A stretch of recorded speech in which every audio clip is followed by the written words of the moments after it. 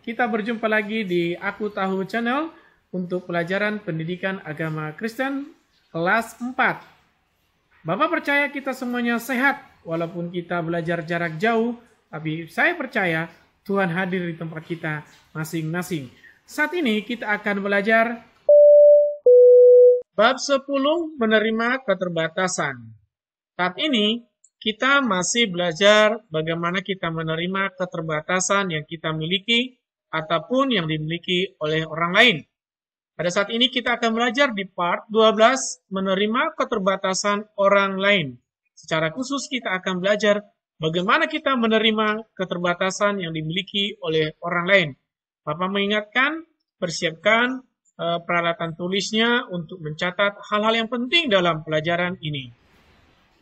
Baik, sebelum kita memulai pelajaran kita, alangkah lebih baik kita berdoa, kita serahkan agar pelajaran ini dapat kita mengerti dan kita pahami ketika Roh Kudus memberikan pengertian kepada kita. Mari kita berdoa, lipat tangannya, tutup matanya, kita berdoa. Bapa di surga, kami mengucap syukur atas kebaikan Tuhan dalam hidup kami. Hingga saat ini kami dapat belajar bersama-sama walaupun jarak jauh.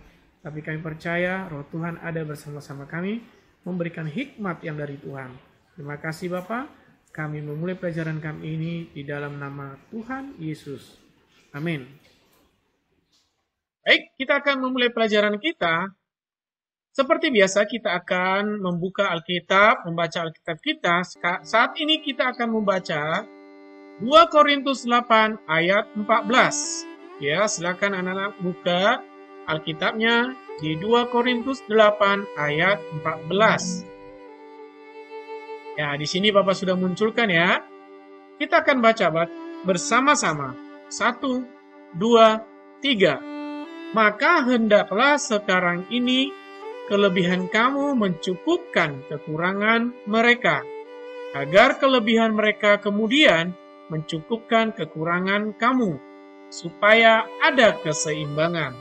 Sekali lagi kita baca, 1, 2, 3. Maka hendaklah sekarang ini kelebihan kamu mencukupkan kekurangan mereka, agar kelebihan mereka kemudian mencukupkan kekurangan kamu, supaya ada keseimbangan.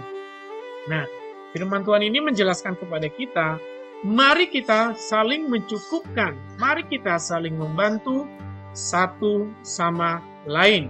Dikatakan di sana tadi, kelebihan kita mencukupkan kebutuhan kekurangan orang lain. Kelebihan orang lain mencukupkan kekurangan kita. Jadi di sini kita saling melengkapi.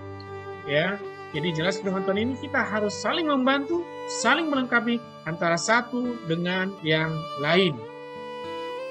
Ya. Saat ini kita akan belajar menerima keterbatasan orang lain di bagian ini ya. Apakah yang kamu rasakan jika melihat seperti gambar berikut ini? Bapak akan munculkan beberapa gambar, ya, beberapa gambar. Nah, ini gambar.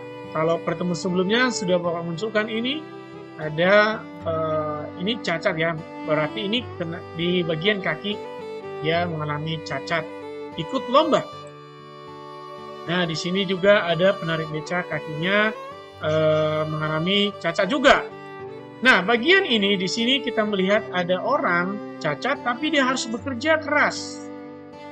Ya, dia harus mencukupi kebutuhan hidup atau kebutuhan keluarga. Ya, untuk memenuhi kebutuhan hidup mereka harus bekerja keras.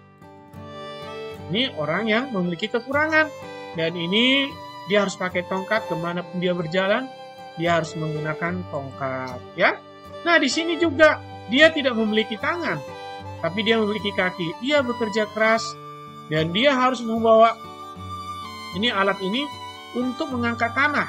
Dia harus bekerja. Dan ini lagi ada anak-anak fisiknya mungkin mengalami gangguan, ya. Nah, bagaimana perasaan anak-anak ketika melihat gambar seperti ini atau ketika anak-anak melihat teman kita, saudara kita, atau kita melihat di jalan bertemu dengan orang yang mungkin fisiknya ada mengalami gangguan. Apakah anak-anak melihatnya biasa saja? Tuh. Atau ketika melihat ini ada belas kasihan. Ya, belas kasihan ini yang pertama dia memberikan bantuan atau membiarkannya. Tidak peduli, orang bukan saya kok, bukan saudara saya kok gitu. Ketika bertemu dengan orang lain kita nggak kenal, apakah kita hanya biarin aja itu bukan saya nggak kenal gitu. Apakah anak-anak pernah merasakan ketika melihat mereka kasihannya? Seandainya itu terjadi pada diri kita, itu harus kita bayangkan pertama-tama. Seandainya itu ada pada saya. Contohnya tadi, pada gambar ini, ada salah satu gambar ini, coba bayangkan anak-anak, ketika anak terlahir dengan kondisi yang saat ini, yang dialami salah satu gambar ini, apa perasaan anak-anak? Tentu ada perasaan tidak bebas, ada perasaan pengen seperti orang lain yang memiliki lengkap semuanya. Pastilah ya, semua orang pasti pengen semua anggota tubuhnya sehat, sempurna, dan berfungsi. Nah, demikian juga mereka pasti merasakan seperti itu. Inilah keterbatasan yang dimiliki oleh saudara-saudara kita yang ada pada gambar ini. Nah, sebagai ciptaan Tuhan pasti merasakan kasih dan cinta kepada mereka. Ya, ini kasih dan cinta kepada mereka yang seperti pada gambar sebelumnya. Ya, tindakan kita terhadap mereka apa? Kita semua adalah ciptaan Tuhan yang sempurna. Kita harus menyadari dulu bahwa kita diciptakan Tuhan sempurna. Ya, itu harus kita sadari bahwa kita adalah ciptaan Tuhan yang sempurna. Pertanyaannya, Pak, lah tadi kan gambarnya itu mereka lahir, gak ada yang cacat itu sejak mereka lahir di dalam kandungan. Di mananya yang sempurna? Itu pertanyaannya kan kadang-kadang. Nah, di sini Tuhan mengatakan bahwa kita adalah ciptaan Tuhan yang sempurna kalau kita baca di dalam kitab Kejadian. Tapi kenapa bisa terjadi seperti itu lahir? Karena Tuhan punya rencana atas mereka. Jadi kalau anak-anak saat ini, dimanapun anak-anak menyaksikan video ini, kalau anak-anak kekurangan, apa mungkin ada anggota fisiknya kurang, sebagian ada yang tidak berfungsi atau kurang, itu bukan karena kutuk atau karena dosa dari orang tua, tidak. Tuhan punya rencana atas kamu. Tuhan punya rencana atas anak-anak yang memiliki kekurangan anggota tubuhnya yang mungkin kata orang kekurangan atau tidak berfungsi. Sebenarnya itu sempurna. Tuhan punya rencana. Contohnya kalau pertemuan sebelumnya ada orang dia tidak punya tangan tapi bisa main gitar lewat apa? Kakinya. Ya kan? Dia tidak bisa melihat atau tidak punya tangan atau punya kaki, tapi dia bisa bernyanyi dengan suara yang bagus. Atau dia tidak punya tangan tapi dia bisa melihat, punya kaki, tapi dia bisa lari sekencang-kencangnya untuk mengikuti lomba, bisa juara. Nah, dengan cara itu Tuhan punya rencana untuk menunjukkan bahwa Tuhan berkarya atas mereka juga. Ya, Tuhan melewat itu nama Tuhan dipermuliakan, bisa jadi. Ya, dengan berbagai macam cara. Tapi ada juga orang sudah mengalami kekurangan, tapi dia tidak mensyukuri, malah justru apa? Malah merusak tubuhnya. Dengan cara apa? Nah, biar aja lah, masa bodoh. Karena tubuh saya begini, ya udah biarin aja begini. Apa? Orang udah Tuhan ciptakan saya begini. Nah, itu ada juga seperti itu.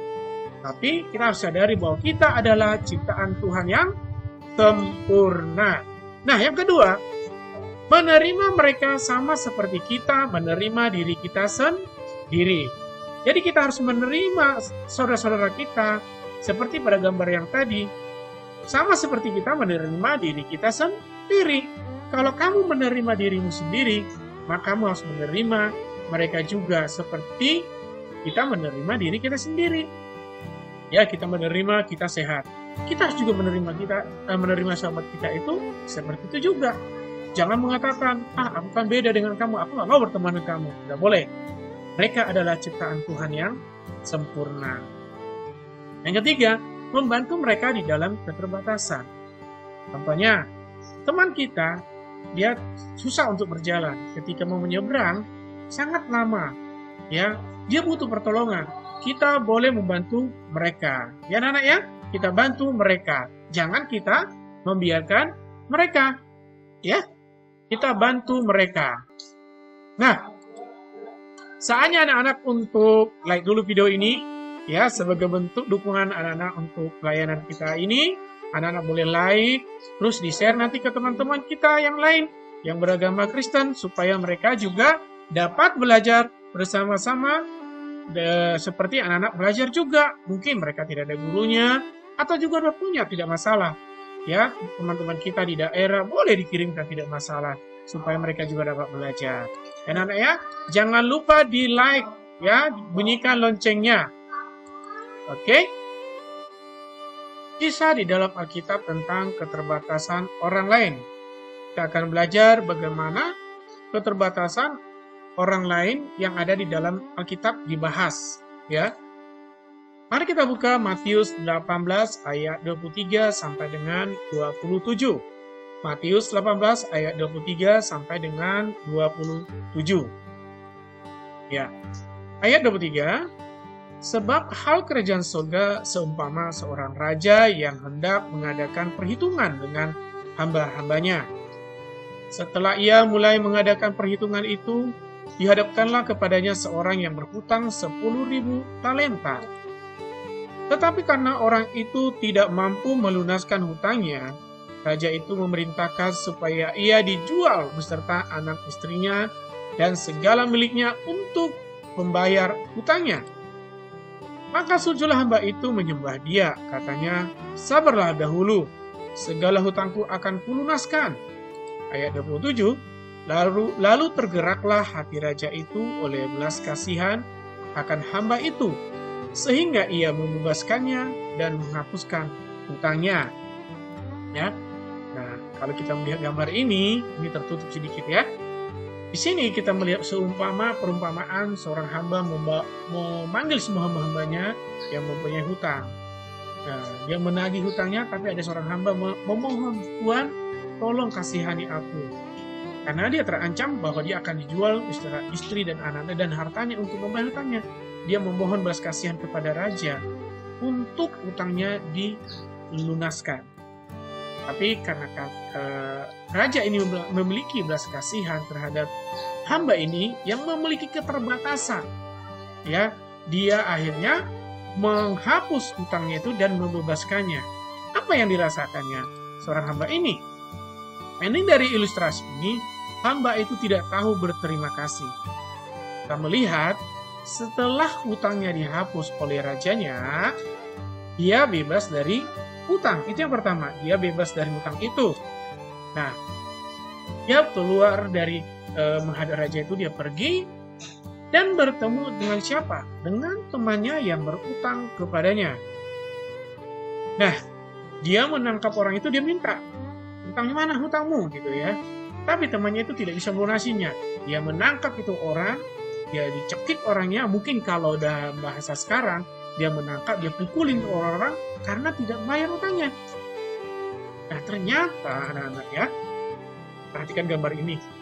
Orang lain melihat bahwa hamba raja ini berbuat sesuatu yang curang, ya, berbuat sesuatu hal yang tidak baik. Kenapa? Dia sudah dibebaskan hutangnya oleh rajanya. Karena dia punya hutang, dia sudah dibebaskan, tapi dia berbuat curang terhadap temannya.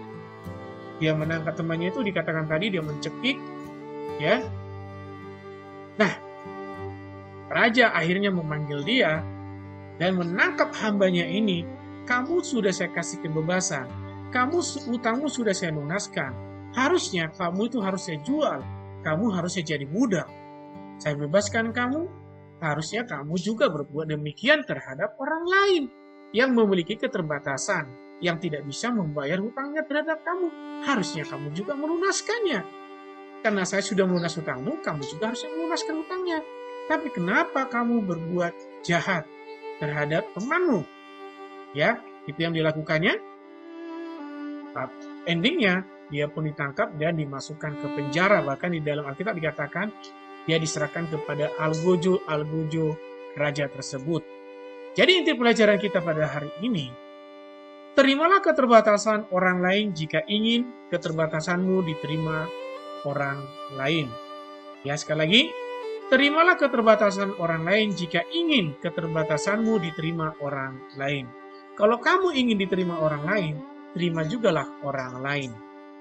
Kalau kamu ingin kekuranganmu diterima orang lain, terimalah kekurangan orang lain.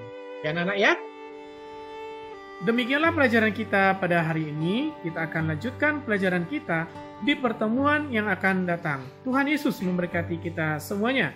Shalom.